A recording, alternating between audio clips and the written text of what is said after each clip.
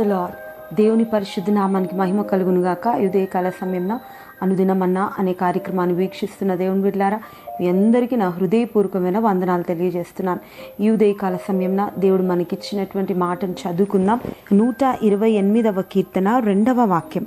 నిశ్చయంగా నీవు నీ చేతుల కష్టార్జితం అనుభవించేదవు, నీవు ధన్యుడవు, నీకు మేలు కలుగును. ప్రియ దేవుని బిడ్డలారా, చక్కటి వాగ్దానం, ఒక ఆశీర్వాదకరమైనటువంటి వాగ్దానాన్ని ఈ ఉదయకాల సమయంలో దేవుడు మనకు అనుగ్రహించాడు. ఏమంటున్నాడంటే, నిశ్చయముగా నీ చేతుల కష్టార్జితాన్ని నువ్వు అనుభవిస్తావు, నీవు ధన్యుడవు, నీకు మేలు కలుగుతుంది. ప్రియ దేవుని బిడ్డ, ఉదయకాల సమయంలో ఏ దిగులుతో, ఏ ఆవేదనతో మరి దేవుని సన్నిధిలో మరి వాగ్దానం కొరకు కనిపెట్టుకొని నీవు ఉన్నావో, మరి దేవుడైతే ఉదయకాల సమయంలో నిన్ను ధైర్యంతో ఒక ఆశీర్వాదాన్ని దేవుడు నీకు ఇస్తున్నాడు. ఏమంటున్నాడంటే, నిశ్చయంగా డెఫినెట్గా నీ చేతుల కష్టార్జితాన్ని నువ్వు అనుభవిస్తావు. ఇంతవరకు నువ్వు కష్టపడుతున్నావు, కానీ నీ కష్టార్జితాన్ని నువ్వు అనుభవించలేని పరిస్థితి.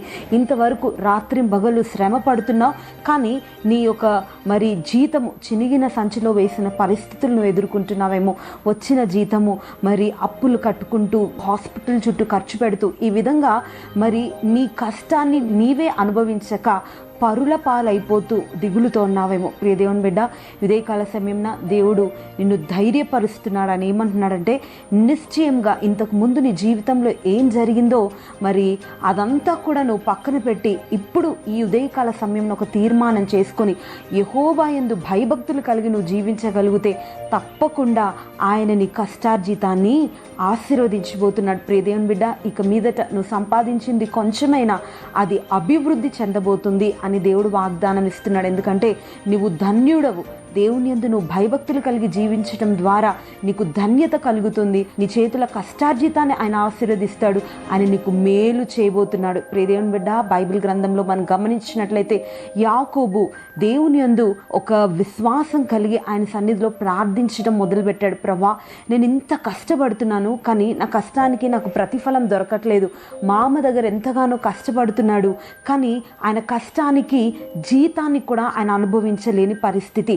పలుమార్లు జీతం మారుస్తూ మరి ఆయన ఎంత అభివృద్ధి చెందిన ఆ ఆశీర్వాదాన్ని పొందలేకుండా మరి తన మామైన లాబాను అడ్డుపడుతున్నప్పుడు మరి దేవుని సన్నిధిలో ప్రార్థించగా నిజంగా యాకోబు యొక్క ప్రయాస దేవుడు గుర్తెరిగి నిజంగా యాకోబును ఆశీర్వదించడం మొదలుపెట్టాడు. నిజంగా ఒంటరిగా వెళ్ళిన యాకోబు జీవితంలో ఎంతో గొప్ప ఆశీర్వాదాన్ని దేవుడు యాకోబుకు అనుగ్రహించాడు. ప్రియ దేవుని బిడ్డ, యాకోబు కష్టాన్ని చూసిన దేవుడు ఈ దినంన నువ్వు పడుతున్నటువంటి ప్రతి కష్టాన్ని ఆయన గుర్తెరిగి నిజంగా ఒక ప్రతిఫలం ఇవ్వడానికి ఆయన సిద్ధంగా ఉన్నాడు. కాబట్టి ప్రియ దేవుని బిడ్డ, ఉదయకాల సమయంలో ఆయన సన్నిధిలో ఒక భయభక్తులు కలిగి నువ్వు ప్రార్థించగలిగితే, ఆయన యందు విశ్వాసం ఉంచగలిగితే, ఈ వాగ్దానాన్ని నువ్వు నమ్మగలిగితే తప్పకుండా నీవు కష్టపడుతున్నటువంటి కష్టార్జితం నీవు, నీ పిల్లలు, నీ కుటుంబం అనుభవించేటట్లుగా ఉదయకాల సమయంలో దేవుడు చేయబోతున్నాడు.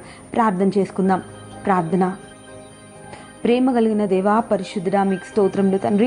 ఉదయకాల సమయంలో ప్రభా, నిశ్చయంగా నీ చేతుల కష్టార్జితాన్ని అనుభవిస్తానన్నావు ప్రభా. నిజంగా ఈ వాగ్దానం వింటున్న ప్రతి ఒక్కొక్కరి జీవితంలో ఇంతవరకు ప్రభా వారి సంపాదన ప్రభా అయా పరుల పాలైపోయిందేమో, వారి సంపాదన చినిగిన సంచిలో వేసినట్లుగా అయ్యా ప్రభా ఎంత కష్టపడినా ఒక ప్రయోజనం వారి జీవితంలో కలుగక ప్రభా నిరాశకు దిగిపోయారేమో ప్రభా. ఏ విధం చేతనైనా ఈ వాగ్దానం వింటున్న ప్రతి ఒక్కొక్కరి జీవితంలో మరలా ఆశ మీరు చిగురింపజేయండి. ఇదిగో నిశ్చయంగా వారు పడుతున్నటువంటి కష్టానికి అయ్యా ప్రతిఫలం వారు కనులారో చూచినట్లుగా అయ్యా వారు రాబడి వారే అనుభవించినట్లుగా ప్రభా ఒక్కొక్కరి జీవితంలో మీరు మేలు చేసి మీ నామాన్ని మహిమపరచుకోమని యేసు నామమున అడుగుతున్నాం తండ్రి, ఆమేన్. నిన్ను విడచిన